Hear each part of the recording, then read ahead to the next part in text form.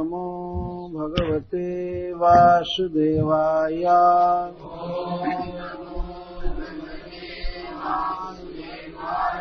ओम नमो भगवते वासुदेवाय।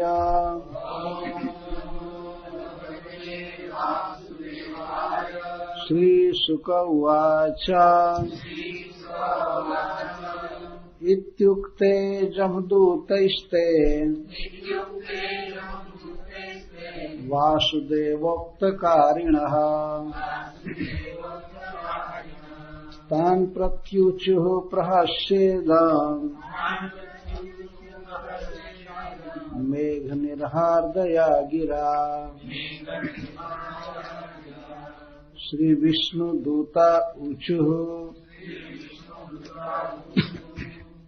यूयं वै धर्मराजस्य यदि निर्देशकारिणः ब्रूता धर्मस्य नस्तत्त्वम् जच्चा धर्मस्य लक्षणम्। कथं स्वीध्रियते दण्डः किं वास्य स्थानमीप्सितम्। दण्ड्यः किं कारिणः सर्वे आहोस्वित् कतिचिन्नृणाम्। यमदूता ऊचुः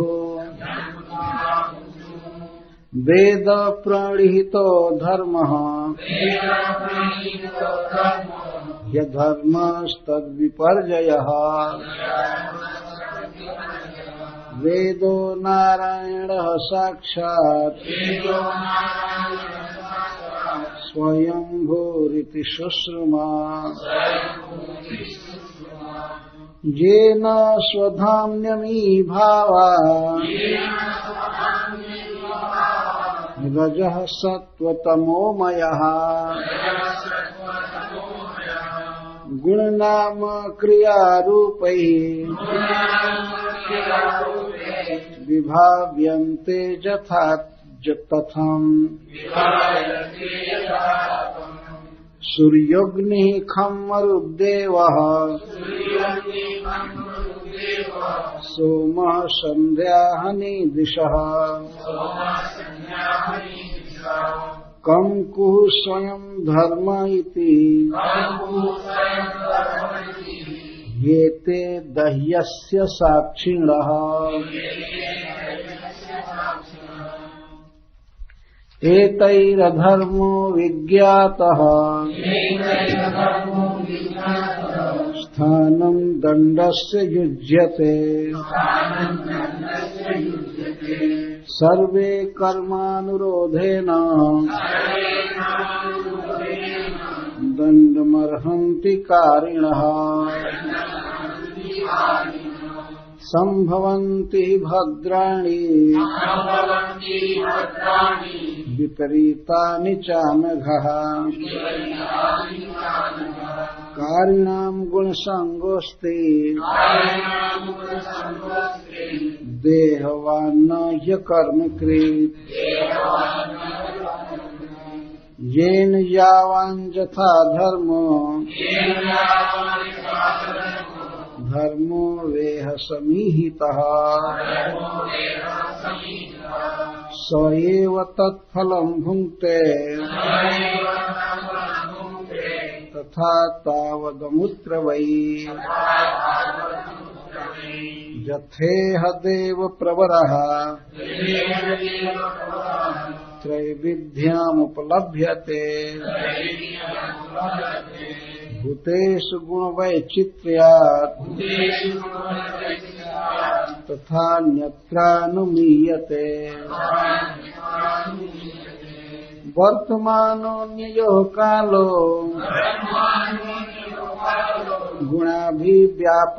गुणाभिज्ञापको यथा एवं जन्माप्ययोरेतद् धर्म निदर्शन मनसैव पुरे देवः पूर्वरूपं विपश्यति अनुमीमांसते पूर्वं मनसा भगवानजः यथाज्ञस्तमसा युक्तः उपास्ते व्यक्तमेव हि न वेद पूर्वमपरम् नष्ट जन्म स्मृतिस्तथा।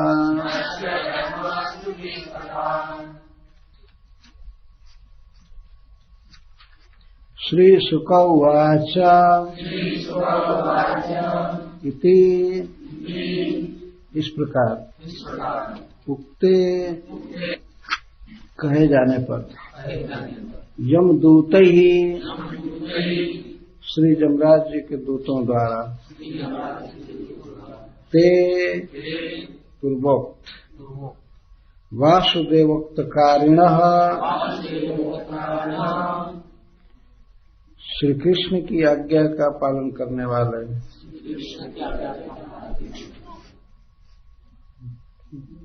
दूतगण पार्षदगण तान उनसे यमराज जी के दूतों से प्रत्युचुः बोले प्रहस्या हंसकर इदं यह मेघ निर्हारदया मेघ गर्जन के समान गिरा पानी से।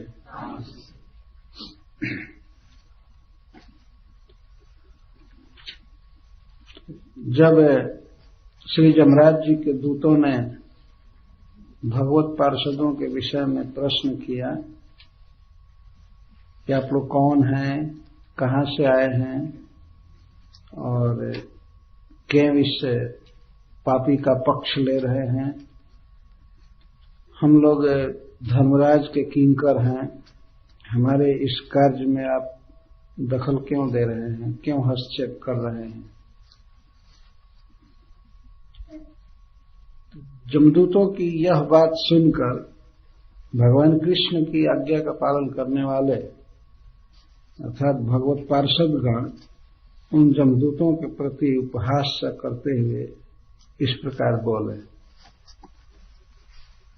भगवान के पार्षदों का स्वर कैसा है, मेघ निर्हार दया गिरा। निर्हराद का अर्थ होता है गर्जन। जैसे मेघ है गरजता है तो बहुत दूर में आवाज जाती है और गर्जन बहुत अच्छा लगता है, खास करके किसानों को। बादल जब गरजते हैं तो बहुत अच्छा लगता है और बहुत दूर में आवाज जाती है। तो यह है विशेषता भगवान के पार्षदों की। उनका शरीर भगवत देह जैसा चिन्मय है, दिव्य है, अतः उनकी आवाज कहीं भी जा सकती है। उनको ये सब लाउड स्पीकर आदि की जरूरत नहीं पड़ती बोलने में। मेघ निर्हार दया गिरा, बादल गरजते हैं तो वो कोई लाउड स्पीकर पर नहीं गरजते हैं, अपने आप बहुत दूर तक आवाज उनकी जाती है। तो इस तरह चिन्मय श्री विग्रह में रहने, चिन्मय श्री विग्रह वाले पार्षदों का यह स्वरूप है। उनकी वाणी परम सुखद, परम मनोहर होती है और इसके साथ ही साथ बहुत व्यापक होती है। तो वे जमराज के दूतों का उपहास करते हुए इस तरह बोले। भगवान के पार्षद हंस रहे हैं यह सोच करके कि देखो, जो व्यक्ति धर्म और अधर्म का निर्णय करने वाले हैं उनके पार्षदों की यह हालत कि इनको धर्म के विषय में कोई ज्ञान ही नहीं। आश्चर्य हो रहा था भगवान के पार्षदों को। जमदूतों के इस करनी पर भगवान का नाम उच्चारण करने वाले महाधार्मिक के गले में जमपास बांधा जाए, ये बहुत गलत है। भगवत पार्षद जानते हैं भगवान नाम की महिमा, तो वे समझ रहे हैं कि अजामिल परम धर्मात्मा हो चुका है। क्षिप्रम भवति धर्मात्मा शश्वत शांति निगच्छति कौन्तेय प्रतिजानिहि नमे भक्त प्रणश्य। तो भगवत पार्षदों के सामने कोई अज्ञान नाम की वस्तु है नहीं, यथावत समझते हैं किसी वस्तु के तत्व को।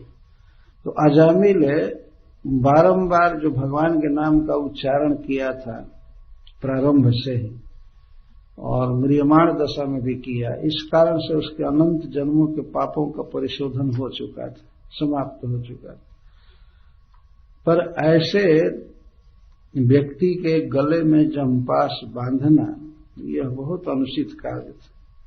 तो भगवत पार्षद हंस रहे हैं कि देखो इस जगत में, प्राकृत जगत में अज्ञान की महिमा जमराज जी जैसे व्यक्ति को भी अज्ञान घेर लिया।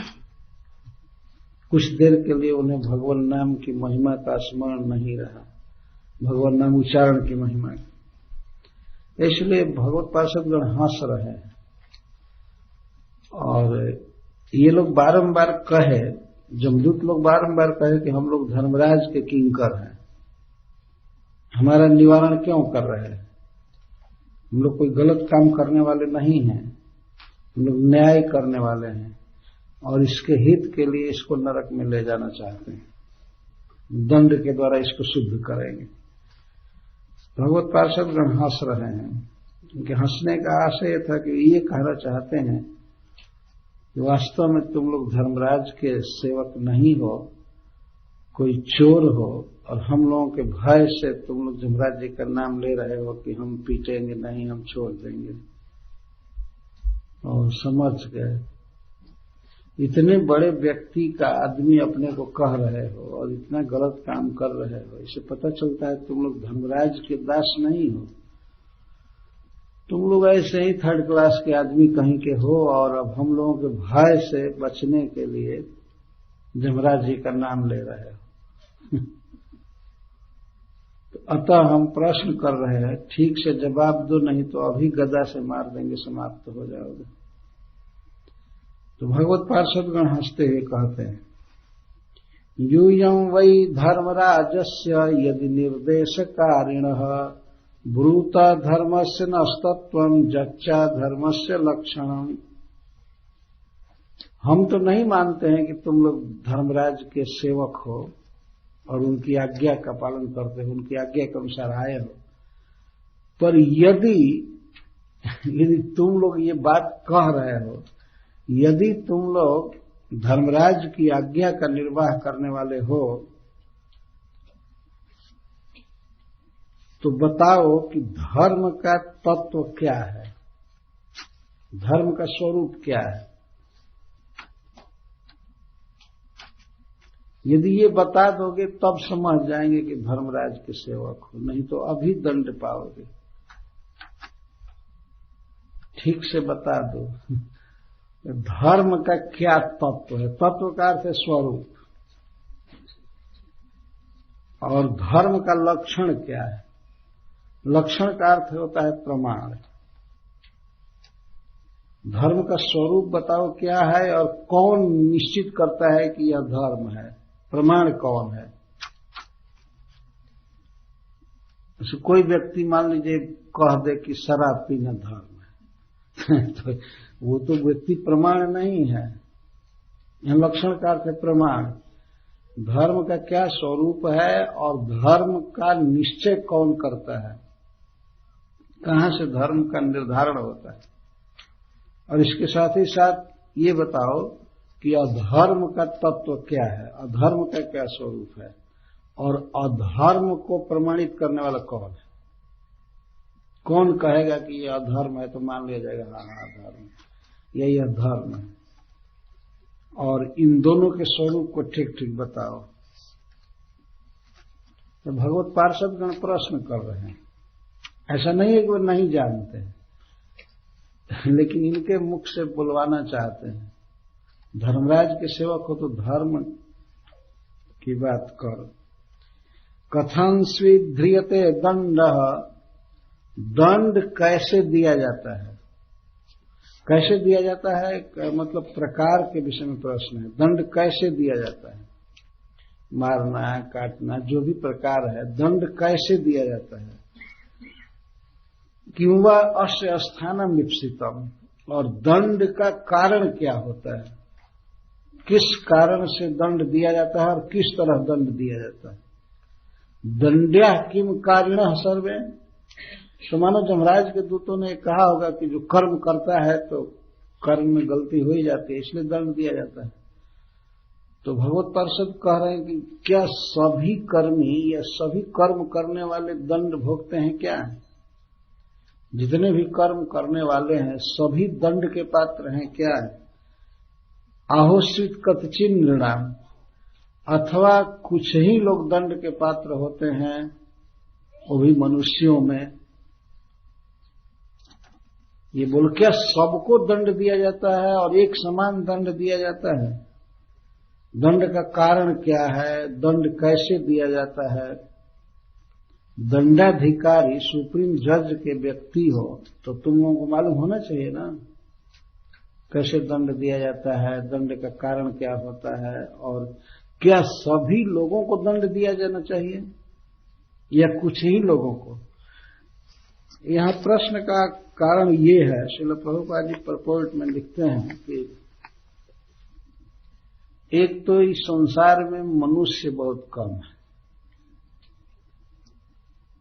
यही तो ब्रह्मांड भरी अनंत जीवगण 84 लाख जोनि ते करे भ्रमण। तो इसमें जितने भी शरीर हैं, प्राणी हैं, उसमें मनुष्य बहुत कम है। तार मध्य मनुष्य जाति अति अल्पतर, बहुत अल्प मनुष्य। तो जितने जीव हैं वैकुंठ लोक में, उनकी अपेक्षा लगभग 1/4 इस प्राकृतिक जगत में जीव हैं। बहुत ज्यादा जीव हैं नित्य मुक्त भगवत पार्षद भगवान की सेवा में रहते हैं, तो उनको तो दंड देने का कोई प्रश्न ही नहीं है। वहां कोई दंड अदंड की व्यवस्था नहीं है, वहां कोई गलती होती ही नहीं है। अच्छा, वो दंड के पात्र नहीं है। अब रही बात इस प्राकृतिक जगत की, तो इस प्राकृतिक जगत में भी मनुष्यों की संख्या बहुत कम है। बहुत पशु पक्षी देवता आदि हैं, तो इनको तो दंड देने का प्रश्न ही नहीं है। अब रही बात मनुष्यों में, तो मनुष्यों में भी सबको दंड नहीं दिया जाता है। जो पापी हैं, दुष्कर्मी हैं, उन्हीं के स्वामी जमराज जी हैं, उनको दंड देते हैं, सबको दंड नहीं देते। जैसे इस जगत में हम लोग देखते हैं जज किसको दंड देता है, जिस पर कोई अभियोग होता है, मुकदमा होता है ना, उनको दंड देता है, चाहे कारागृह में बंद करे या चाहे जो भी दंड दे, फाइन लगावे या फांसी पर झुलावे। ऐसा तो नहीं है कि जितने लोग शहर में भरे पड़े हैं सबको सुना देता है आर्डर की फांसी दिया जाए, ऐसा तो नहीं करता है। तो मनुष्यों में भी जो पापी हैं उन्हीं को दंड दिया जाता है और उनके कर्मों के अनुसार दिया जाता है। यह नहीं कि एक दिशा से बस सबको दंड दो। तो ये बताओ कि दंड किसको दिया जाता है? क्या सभी कर्म करने वाले दंड के पात्र हैं या कोई कोई, और मनुष्यों में भी केवल पापी लोग ही दंड के पात्र हैं? ठीक ठीक बताओ। तो जमराज के दूत भी कोई साधारण व्यक्ति के जन नहीं है, वो लोग भी तुरंत धर्म के विषय में बोले, चैलेंज जैसा हो गया। एक बार मैं सुना था कि बनारस हिंदू यूनिवर्सिटी में धर्म की परीक्षा हो रही थी। धर्म नामक एक पेपर होता है, पढ़ाई होती है धर्म। तो धर्म का एग्जाम हो रहा था, धर्म पेपर आया था, प्रश्न पत्र। फिर भी कुछ लड़के किताब लेकर के चीट लेकर के लिख रहे थे। प्रोफेसर कहते हैं देखना भाई ये धर्म का एग्जामिनेशन है, इसमें अधर्म नहीं होना चाहिए। फिर भी अधर्म चल रहा है। धर्म पेपर है लेकिन फिर भी।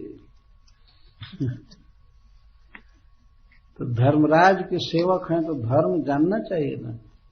श्रील प्रभुपाद जी कहते हैं कि यदि कोई व्यक्ति किसी का फॉलोअर है और खास करके रिप्रेजेंटेटिव अपने को कहता है तो उस व्यक्ति के मिशन को जानना पड़ेगा उसे कि उसका क्या उद्देश्य है, क्या करना चाहता है। कुछ जाने न कि मालिक का क्या उद्देश्य है, क्या मिशन है, बस रिप्रेजेंटेटिव कहता है अपने को और ठीक गलत प्रस्तुत करता है। जैसे आजकल जितने भी कथा कहने वाले हैं सब कहते हैं हम व्यास हैं, व्यास आसन पर बैठते हैं और अपने को व्यास जी का प्रतिनिधि कहते हैं और व्यास जी जो बोले हैं ठीक उसके विपरीत बोलते हैं। व्यास देव कहते हैं कि कृष्ण की आराधना करो, भगवान विष्णु की आराधना करो, समर्पण करो, भगवान की भक्ति करो। वेदव्यास देव समस्त शास्त्रों में सब जगह यही कहे और व्यासासन पर बैठे हुए उनके प्रतिनिधि कहलाने वाले लोग कहते हैं किसी की भी आराधना करो, कोई बात नहीं, कोई भी रास्ता पकड़ लो, एक ही जगह जाओगे। देखिए व्यासासन पर बैठ कर इस तरह बोलना, ऐसा तो कोई साधारण व्यक्ति भी नहीं बोल सकता है। आप रेलवे के इंक्वायरी खिड़की पर जाइए, पूछिए हमको बॉम्बे जाना है या दिल्ली जाना है, कोलकाता जाना है, कौन गाड़ी जाएगी, तो क्या वो कहेगा कभी कि कोई भी गाड़ी पकड़ो चले जाएगी गाड़ी में, कोई पूछने की कोई जरूरत नहीं, तो मालगाड़ी पर भी बैठ जाओ, कहीं बैठ जाओ, बस सोचने की जरूरत ही नहीं। सभी रास्ता एक ही जगह जाते, सभी सारे एग्जिट एक ही जगह ले जाएंगे। या किसी से पूछिए कि हमको करनी जाना है या काटवा को जाना है तो कोई भी एग्जिट को पकड़ लो, सब एक जगह जाते। क्या नॉनसेंस है, मूर्खता है। इस तरह के व्यास लोग बोला करते हैं आजकल। कुछ भी करो, किसी को भी भजन भजो, बस भजो, एक ही जगह सब चले जाओगे। ऐसा कैसे हो सकता है? हम लोग यहां से चलेंगे कार से तो सब लोग एक ही जगह चले जाएंगे। अपना अपना डेस्टिनेशन है, अपना अपना एग्जिट है, रास्ता है, सब ऐसे ऐसे जाते हैं। यहां भी आए हैं तो भिन्न भिन्न रास्ते से आए हैं, भिन्न भिन्न रास्ते से आए। ऐसा नहीं कि कोई भी रास्ता पकड़ लो बस एक जगह चले जाओगे। श्रील प्रभुपाद जी कहते हैं कि जो व्यक्ति अपने को किसी का प्रतिनिधि कहता है तो उस व्यक्ति के अभिप्राय को, उसकी इच्छाओं को, उसकी योजना को, उसके मिशन को समझना चाहिए, अन्यथा वह बहुत बड़ी मूर्खता कर सकता है। तो जमराज जी जैसे महान पुरुष के जन अपने को कह रहे हैं ये लोग, तो अतः उन्हें जानना चाहिए कि जमराज जी का क्या अभिप्राय है, क्या उद्देश्य है, जानना चाहिए। इसलिए भगवत पार्षद गण प्रश्न किए। तब जमराज जी के दूत कहते हैं, वेद प्रणिहितो धर्म यधर्मस्तद विपर्जय वेदो नारायण साक्षात स्वयंभूरिति शुश्रुमा। वेदों में जो करने योग्य कार्य लिखे गए हैं वे हैं धर्म, और वेद जिन कर्मों को मना किया है वो है अधर्म। जब यह प्रश्न किया गया कि वेद धर्म का लक्षण क्या है, तो इसको बता रहे हैं। वेद का प्रमाण, धर्म का प्रमाण क्या है? तो जमराज के दूत कहते हैं धर्म का प्रमाण है वेद। वेद में जो जीवों मनुष्यों के लिए करने योग्य कर्म कहे गए हैं वे हैं धर्म। जैसे स्नान करना, दान देना, सत्य वचन बोलना, ब्रह्मचर्य का पालन करना, भगवान की भक्ति करना इत्यादि, उनके कहने का आशय ये है। जो करने के लिए कहा गया, यह है धर्म। धर्म का अर्थ होता है कर्तव्य। तो वेद जिन कार्यों को करने के लिए प्रेरित करता है, प्रणीहित मतलब विधेयवाद, वेद जिसको प्रमाणित करता है, कहता है कि ये करना चाहिए, वो है धर्म। और वेद जिन कर्मों को मना करता है वो है अधर्म। सीधा है, ये क्या पूछने की बात। जमराज के दूत वास्तव में वो तो सुने ही हैं। तब इस पर चैलेंज किया जा सकता है कि हम वेद को कैसे माने प्रमाण। वेद कहे कि ये करना धर्म है, ये न करना, ये करना अधर्म है, तो हम वेद को क्यों प्रमाण माने। इस पर जमराज के दूत कहते हैं वेदो नारायण साक्षात, वेद साक्षात नारायण, नारायण प्रमाण है ना। तो वेद साक्षात नारायण है। तो भगवान नारायण का निश्वास होने के कारण या उनका सहज ज्ञान होने के कारण वेद में और भगवान में कोई भेद नहीं है। भगवान की वाणी भी भगवत स्वरूप है। तो वेद साक्षात नारायण, यह कैसे हम माने। मान लीजिए भगवत पार्षद कहें कि यह हम कैसे माने कि वेद साक्षात भगवान के स्वरूप हैं, नारायण हैं। तो कहते हैं इति सुश्रुमा, हम सुने हैं। तो किससे सुने हैं? जमराज जी से सुने हैं। श्रील प्रभुपाद जी यहाँ डायरेक्ट अनुवाद करते हैं, हम जमराज जी से सुने हैं। इति सुश्रुमा, ऐसा हम सुने हैं और सुनते रहते हैं। जमराज जी कभी कभी प्रवचन करते होंगे। जनरल आइडिया तो थी दूतों को कि भगवान हैं, लेकिन अब इतना क्लियर उनका नाम, इतना महिमा में है, बेचारे ये नहीं जानते। लेकिन इतना तो निसंदेह समझते हैं। तो वेद प्रणीहित तो धर्म। आज के युग में यदि धर्म के विषय में प्रश्न किया जाए तो आदमी इतनी हौज पौज आइडिया प्रस्तुत करेगा, क्या कहा जाए, किससे बोले कि क्या धर्म है। कोई ग्रंथ कहता है हलाल करके खाओ यही धर्म है। ये बात किसी जीव को देर तक काट करके सता करके खाओ तो वो जीव भी मुक्त हो जाता है और जिसके पेट में मांस जाएगा वो भी पाक हो जाएगा। ये धर्म है। देखिए,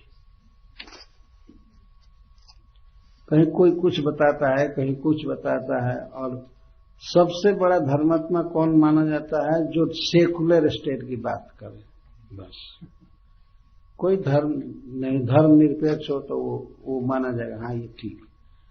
कोई आइडिया नहीं है। लेकिन नरक में भी, वहां भी शुद्ध प्रवचन चलता है।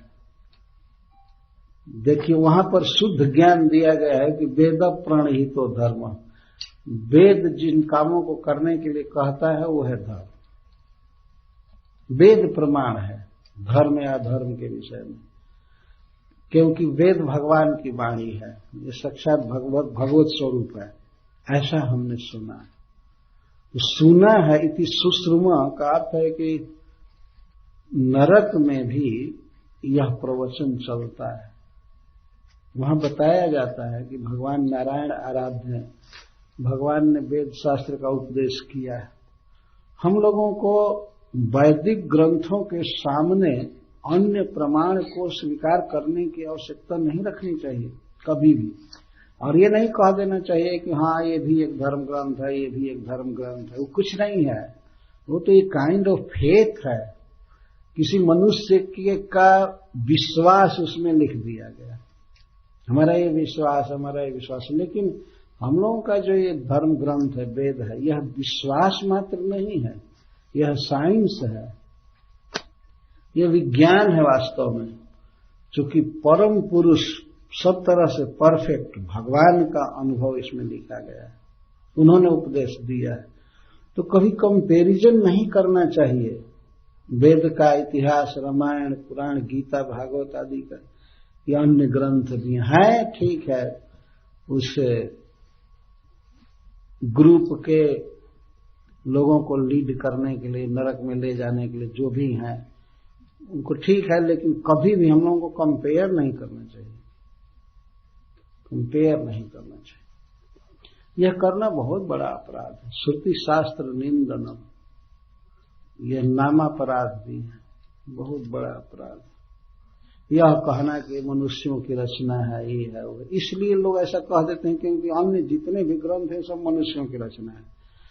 तो वो मन में भाव छाया हुआ है, तो वेद का नाम लिया जाता है तब भी लोग कह देते हैं ये भी मनुष्य की रचना है, भगवत गीता ये मनुष्य की रचना है। लेकिन यह बात नहीं है, यह भगवान का डायरेक्ट अनुभव है, भगवान का दिव्य ज्ञान है जो सभी देश में, सभी काल में, सब तरह से पूर्ण है।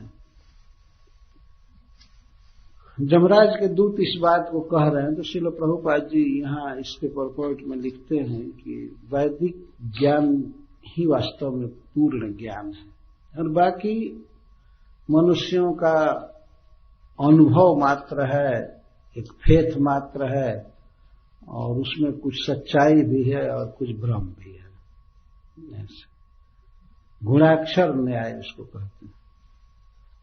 गुणाक्षर न्याय का अर्थ होता है, घुन किसी लकड़ी को खाता है, घुन समझते हैं ना, लकड़ी को खाता है, तो लकड़ी खाते खाते कभी कभी वो अक्षर बना देता है।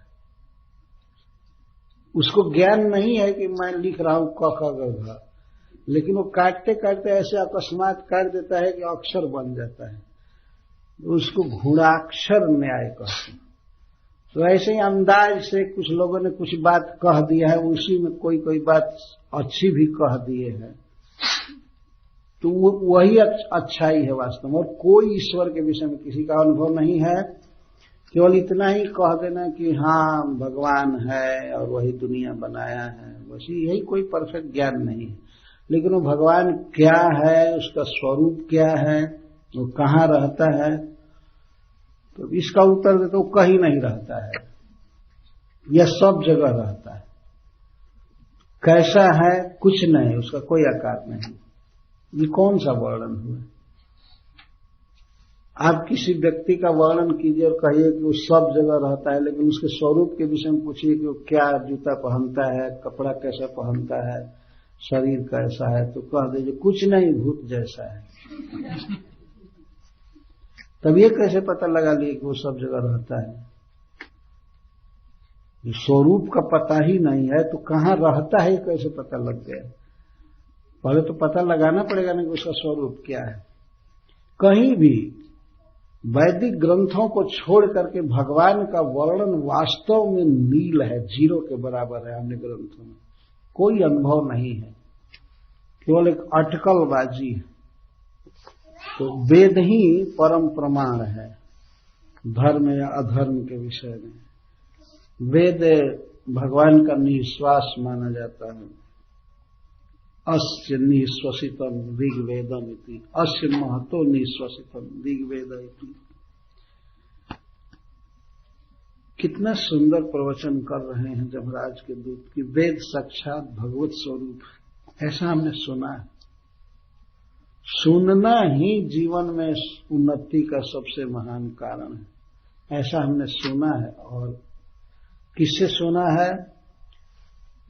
बहुत महान अथॉरिटी से सुना है, जमराज जी से सुना है। तो इस पर फिर प्रश्न किया जा सकता है, नारायण कौन है? जिनको इतना प्रमाण तुम लोग मानते हो, नारायण कौन है? तो ये कहते हैं, जेन स्वधान्यमी भावा रजः सत्व तमोमयः गुणनाम क्रिया रूपैर विभाव्यन्ते यथा तथम। स्वधामनि, भगवान नारायण अपने धाम में रहते हैं और अपने धाम में रहते हुए ही रिमोट कंट्रोल से तीनों गुणों द्वारा इस विश्व की सृष्टि करते हैं। अपने घर में रहते हैं, यहां आते नहीं हैं, तो बहुत कम आते हैं, अवतार लेते हैं, लेकिन जगत की सृष्टि करने के लिए कोई आने की आवश्यकता नहीं पड़ती है।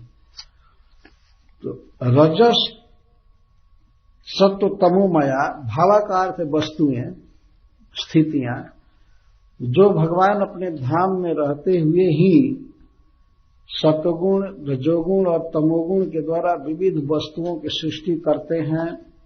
गुण नाम क्रिया रूप है,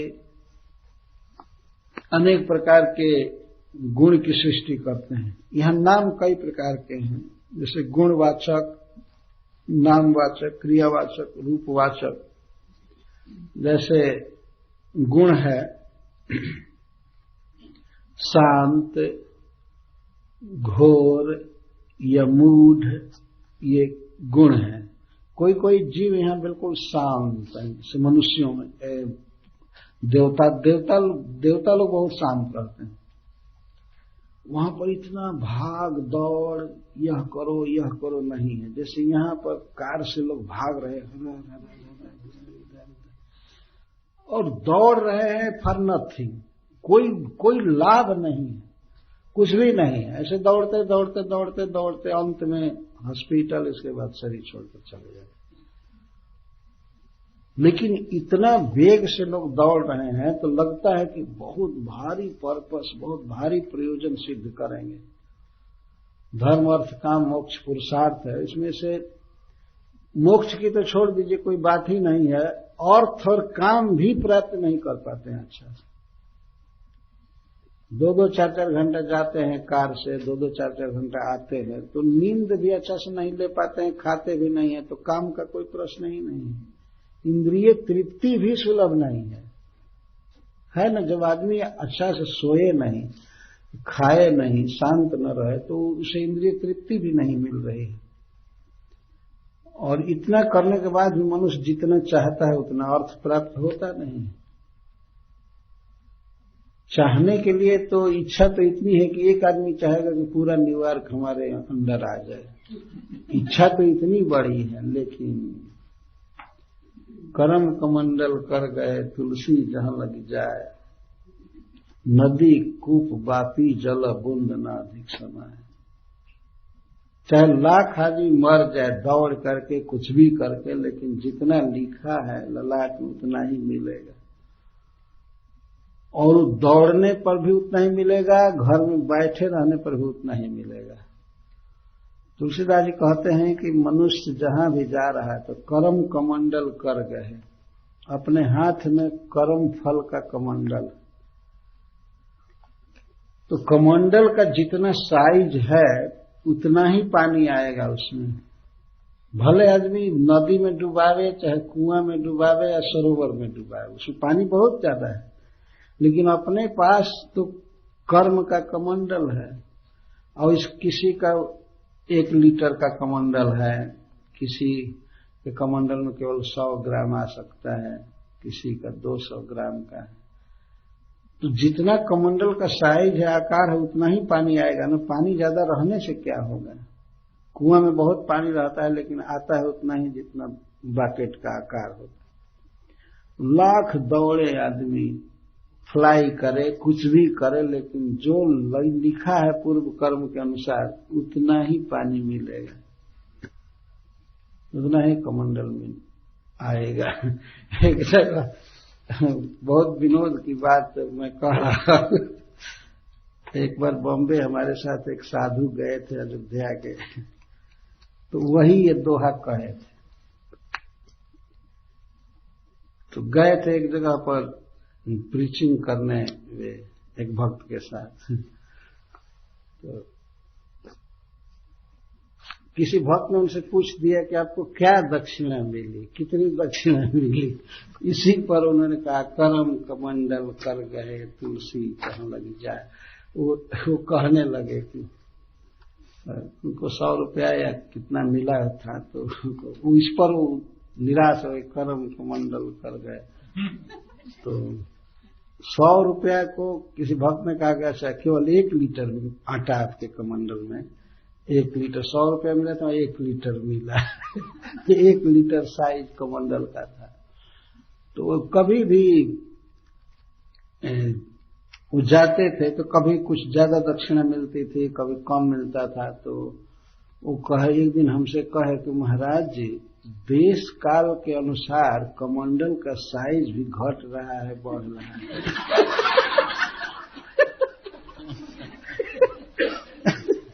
है। वो तो कोई सचमुच के कमंडल थोड़े हो, तो कर्म है, कर्म फल कब कैसे आ रहा है उसके अनुसार मिलेगा।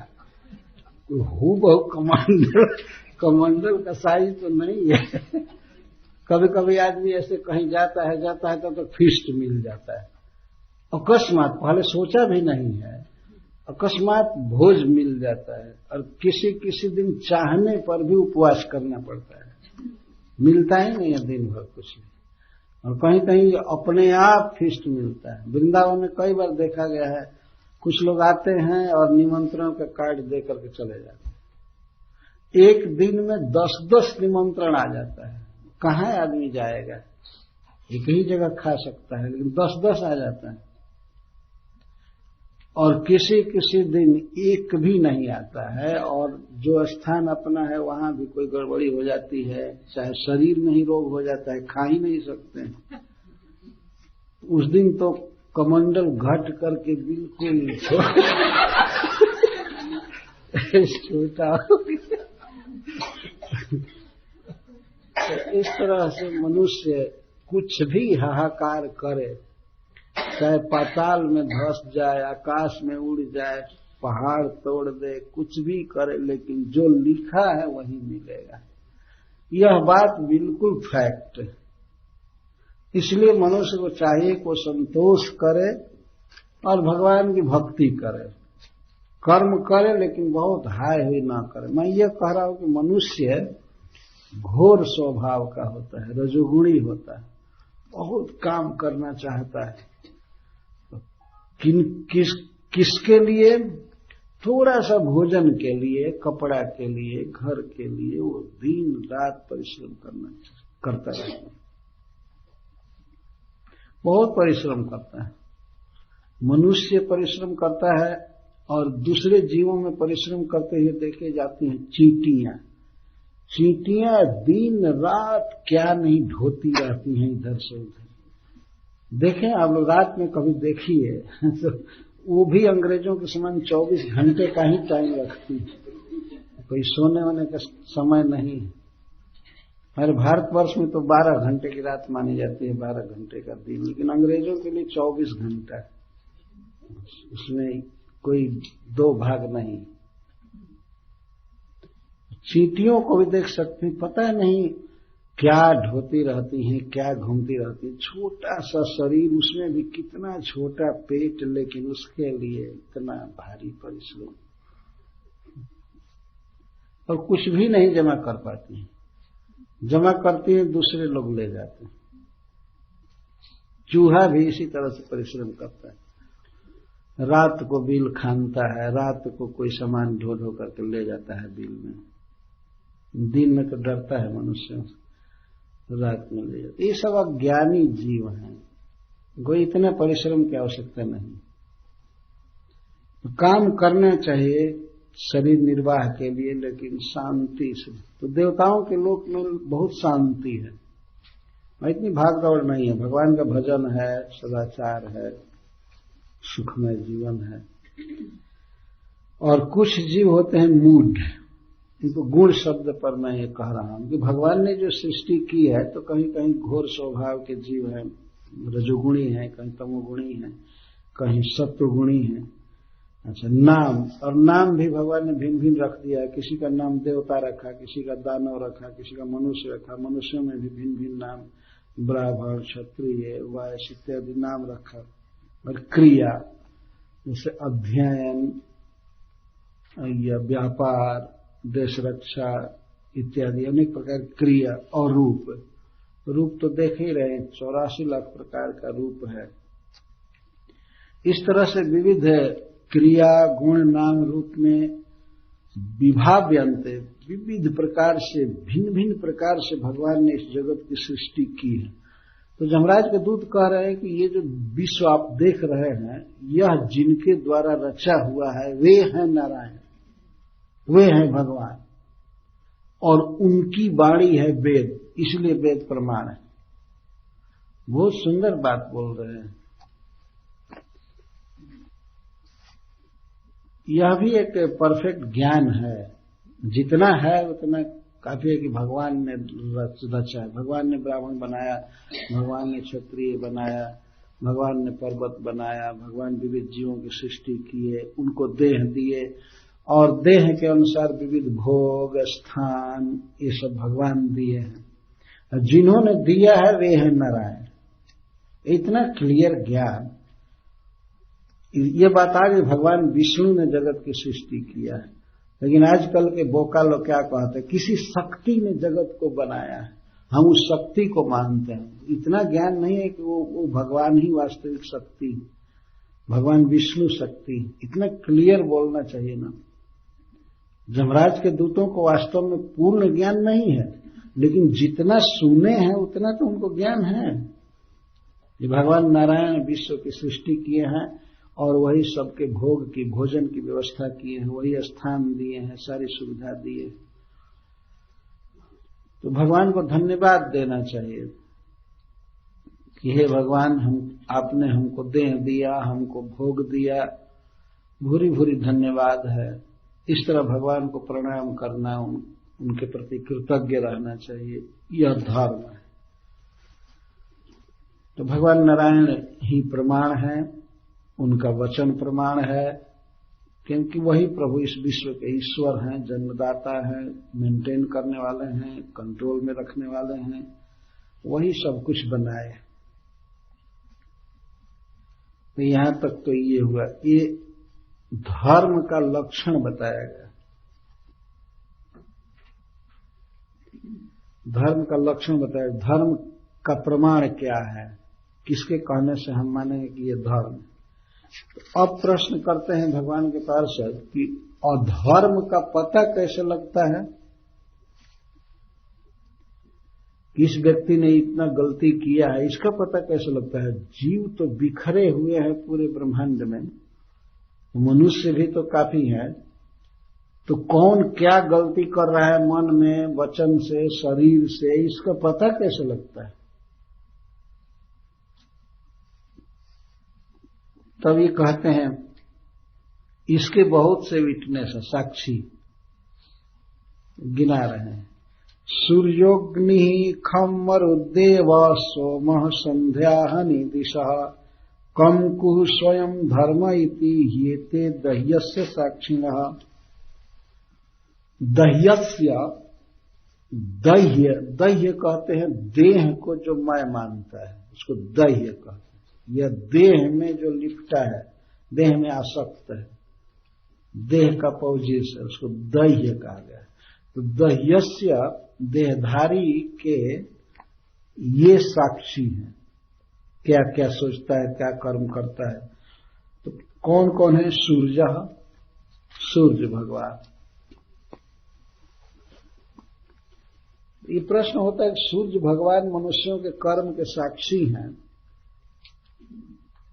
तो कोई यदि घर में रहे जहां सूर्य का प्रकाश है, सूर्य की नजर नहीं पड़ रही है, तब तो सूर्य गवाही नहीं दे पाएंगे, वो बच जाएगा। नहीं, सूर्य भगवान 24 घंटे प्राणियों के शरीर में निवास करते हैं, तो चक्षु में निवास करते हैं, वो रहते हैं सब जगह, शरीर की एक एक गति को, मन की तरंगों को भी जानते हैं। एक एक गवाह पूर्ण है, परफेक्ट है, लेकिन फिर भी कई संख्या में है। सूर्य, अग्नि, अग्नि देवता, ये भी मनुष्यों के शरीर में पूरा रहते हैं, सब जगह आग है। खम, आकाश, आकाश से तात्पर्य है आकाश के देवता, अभिमानी देवता संस्कृत में उसको कहते हैं, मिनिस्टर ऑफ स्काई। तो कहीं भी व्यक्ति आकाश में ही रहेगा, यहां तक बेड पर भी सोया है तो चारों तरफ आकाश उसके रहता है। तो आकाश के अभिमानी देवता साक्षी हैं। मरुद, 49 मरुदगण, या अथवा मरुद का यहां अर्थ वायु देवता, शरीर में वायु रहता ही है। मरुद देवा, सोम, संध्या, हनि, दिशा। अच्छा, मरुद को अलग से लेंगे और देवा को अलग से ले सकते हैं। देवता, यहां से देवता से तात्पर्य जैसे इंद्र आदि देवता, ये सब मनुष्यों के शरीर पर रहते हैं, बाह में इंद्र रहते हैं। सोम, चंद्रमा, संध्या, दोनों संध्या के अभिमानी देवियां, सवेरे और शाम को। अहनी, अहनी का अर्थ दिन और रात दोनों, दिन के देवता और रात के देवता। दिश, दिशाएं, दिशाओं के अभिमानी देवता। कम, जल के अभिमानी देवता वरुण देव। कुह, पृथ्वी देवी। और स्वयं धर्म और स्वयं जमराज जी। एते दह्य से साक्षी, ये सब देहधारी के कर्मों के साक्षी होते हैं। एक एक सेकंड का इनको पता होता है जीव क्या सोच रहा है, क्या कर रहा है। और ये जितने गवाह हैं, ये प्रत्येक समय 24 घंटे उपस्थित रहते हैं। और ऐसा नहीं है कि उसमें से कोई छुट्टी लेकर के सोने चला गया या कहीं ध्यान नहीं दिया, दूसरे काम में फंस गया। ये स्वाभाविक ही ये 12-13 गवाह हैं सबके कर्मों के, और सब परफेक्ट। और सब तो हैं ही, स्वयं धर्मराज वो गवाह, वो कहीं आते नहीं हैं, अपने धाम में ही रहते हैं, संयमनीपुरी में रहते हैं, लेकिन वहीं से भगवान ब्रह्मा की तरह जो सर्वज्ञ हैं सब कुछ देखते रहते हैं। ऐसा नहीं है कि वो फेल कर जाएंगे, कोई गवाह फेल कर जाएंगे तो जमराज जी अब आजकल के जज की तरह सोचे क्या करना चाहिए। ऐसे थर्ड क्लास के नहीं हैं वे। इधर के जज तो दूसरे लोगों के आधार पर फैसला देते हैं, कई वर्ष लग जाता है सोचते सोचते क्या फैक्ट है।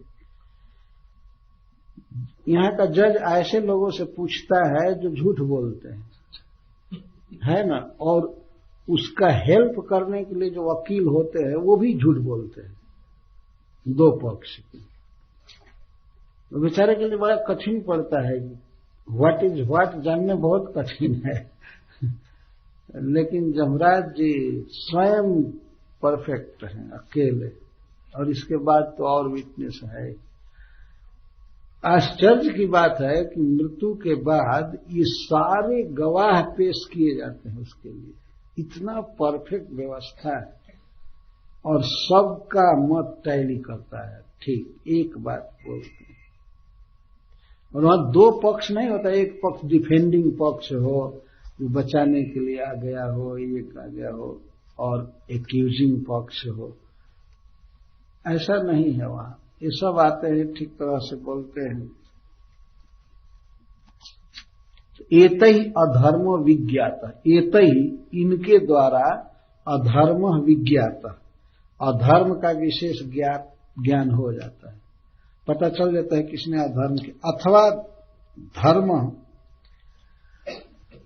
आगे वो बात बताई जाएगी। एतई अधर्म विज्ञात, इन सब के द्वारा पता चल जाता है कि यह कितना अधर्म किया है, और इसके बाद दंड का स्थान चुना जाता है, कैसे दिया जाएगा दंड, और अपने अपने कर्म के अनुसार सभी दंड के पात्र होते हैं। कर्मानुरोध है ना, यदि कम पाप किया है तो कम दंड मिलता है, ज्यादा पाप किया है तो ज्यादा दंड मिलता है। कर्मानुरोध है ना, कर्म के अनुरोध से सभी दंड के पात्र होते हैं, क्योंकि सबसे कुछ न कुछ भूल होती ही है, सबसे कुछ न कुछ पाप हो ही जाता है।